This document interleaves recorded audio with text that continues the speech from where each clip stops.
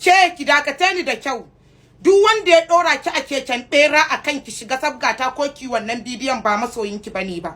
Wannan shine maganan da zan gaya miki, ba sa'ar yinki bane ba. Kar ki ga ina yin abu irin haka kawai ina yin shi ne saboda mutane su nishadi su ci dariya. Amma idan kika ce zaki rigima, gaskiya ba za ki iya ba.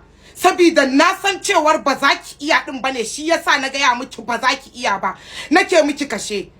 Asirin ki a rufe yake. Kar ki taɓa tunani, kar ki so ki tona wa kanki asiri a doron duniya.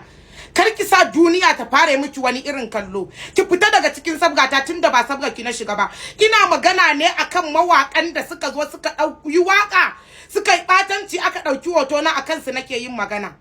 Ki hada malaman jikin ki guri guda, ban zo kanki ba. Abin da yake gabana da shi nake ji. Har kina maganan wani ke manyan mutane kaza kaza, kun ja an fara alfahari da karuwanci. Inna lillahi wa inna ilaihi raji'un. Kin fara alfahari da karuwanci kenan. To in ba karuwanci ba kamar ki dai a ex dinki na ƴa mace, me ya kai ki kuma abun wani manyan mutane kaza kaza, kenan neman ki suke yi ko kuma ina yanda akai ko ya akai. Ke na rantse da Allah na raba ki. Ki ci gaba da shafa man bleaching dinki, ki hau TikTok dinki, ki bidiyon ki dan burge wa'anda za su burge su yi miki lakin. Amma maganar sabgata ki fita daga cikin ta. Ba za ku iya da ni ba wallahi. Ni kadai gayya ce.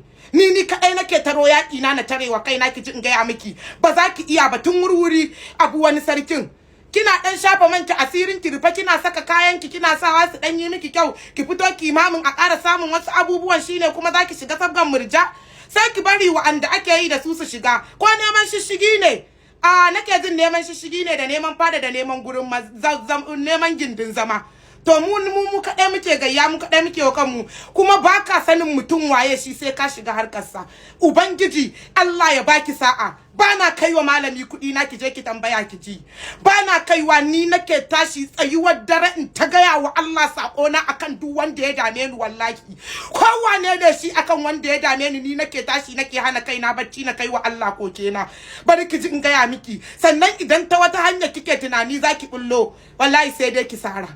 Ba za ki iya ba. To don haka ki lallaba ki ci gaba da shafe-shafen ki, dan naga ya dan karbe ki, kin dan yi kyau, kin yi mamule abin ki in gaya miki, dan naga kurajen nan na da suka yi miki tun zanzana, yanzu naga duk sun baje. To ki ci gaba da shafawa, sannan zan miki hanya, zan yi following dinki insha Allah, zan duba kasan comment dinki, zan yi miki tagin din wani kamfani, naga maganin su yana da kyau, dan sauran nan duk za su karasa gogewa, kin ji?